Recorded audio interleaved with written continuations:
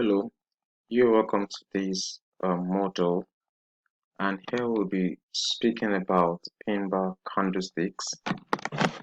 And very quickly, I will want to go through how Bar looks and the psychology behind that Bar, and like, of course, what it actually stands for.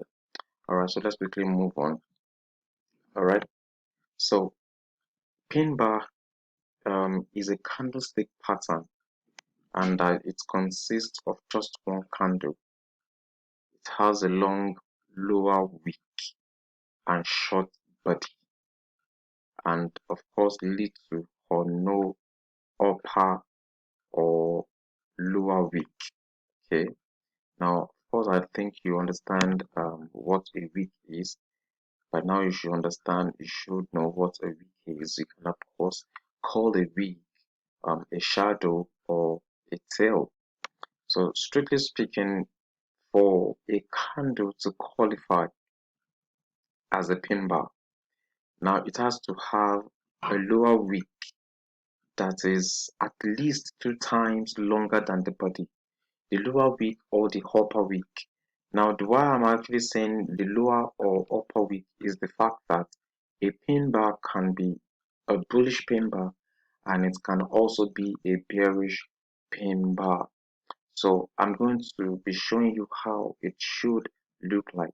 So, but for now, let it suffice to say, to suffice to say that for a pin bar to qualify to be a pin bar, the wick has to be at least 2 times longer than the body. Okay, it has to be at least 2 times longer than the body. So let's quickly see how it should look like. Now, so here we'll be talking, we'll be looking at the anatomy of a pin bar. Now, the one on the left is actually a bearish pin bar. Okay, now it's a bearish pin bar. As you can see, what happened during this particular session is the fact that there is when when the market closed, when the market opened, it certainly opened, from this particular price, and the buyers, they place demand on that instrument. It doesn't matter what the instrument is, you know, they place a demand on that instrument and they pushed price all the way up onto this particular point. It was actually when price got into this point that sellers began to supply into that particular market within that period, okay, that we're looking at, and they forced the price down. You remember what I tell you, that when sellers actually take charge of the market, what happens to the price? Price goes down.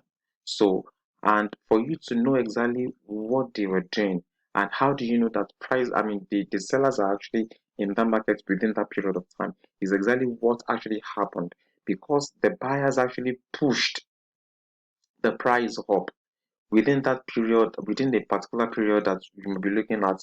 It's maybe 5 minutes, maybe 30 minutes, it maybe 1 hour, it doesn't matter. You actually find all of these kind of pin bars, or all of these kind of candlesticks in all of these in all of these time frames.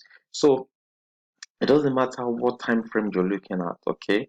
So when you see this, is that the buyers actually pushed the price up to this point, and the sellers came in and they began to supply, you know, very considerable amount of that particular instrument into the market. And what happens is that it forced the price down, okay?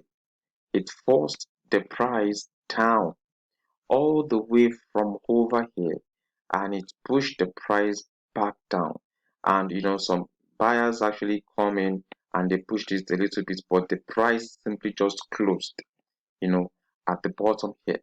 Now if you look at this, This weak signifies rejection. Okay, this shadow or tail simplifies rejection, and it's a huge rejection by the sellers. Okay, by the sellers. The sellers actually hugely rejected the buyers from pushing the price upward, and they simply just forced the price down up to the fact, I mean, upward to the point that this the price closed at, I mean, at the lower price than it opened with. Okay, now this is actually telling you that the sellers are, I mean, they are actually in the market. They simply just overwhelmed the buyers in the market. So the same thing happens, or should I say the opposite happens when we're looking at bullish pin bar. Okay. Now, what happens in this case is that price opens at this particular base here. And what happened is that the sellers at the beginning of that particular session forced the price down. Okay, they forced the price down up to this particular point. Okay, and when they at this point, this is when buyers begin to, place demand to really, to really mop up every supply they have in the market. And once supply was actually up, and there was, I mean, there was no enough, quantity of that instrument you're trading anymore. And of course, you remember what happens, that when demand is higher than supply, price do what? Price will simply just go back up. So the buyers simply just, pump demand into demand orders. Okay, they pumped demand orders into that market, and they rejected the sellers for pushing the price downwards any further. And what happens is that they simply just begin to, push the price up onto this particular point, and some supplies actually came, but it was not enough to push the price back down, and the price eventually closed at this particular place. So this is basically telling you that buyers, are actually in control. They took control of the market. They are strong in the market. They are really very strong in the market. And now, in the two cases, in the two scenario, both in the bearish pin bar and in the bullish pin bar, you can see that the body is like 2 or 3 times smaller than the tail.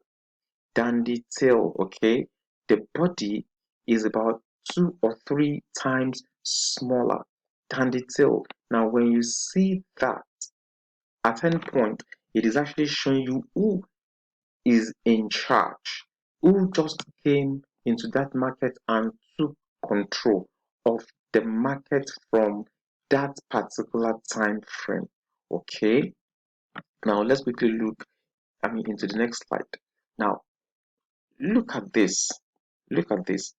The one I didn't highlight this one, but this is actually a bearish pin bar. All right, this is another bearish pin bar. Right now, this is a bearish pin bar. The one I highlighted here, that's a bearish pin bar.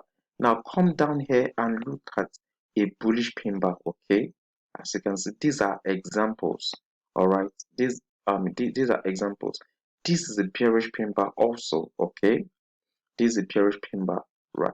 So we're going to be talking about application of some of these things as time goes by. All right. So now, generally, you refer to a bullish pin bar as an hammer instead of calling it bullish pin bar. You can simply just call it what? An hammer. You can call it hammer, right? And if it is bearish, you call it shooting star.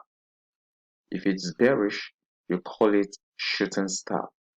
I believe that you understand the psychology behind the formation of pin bars. It is really very, very straightforward.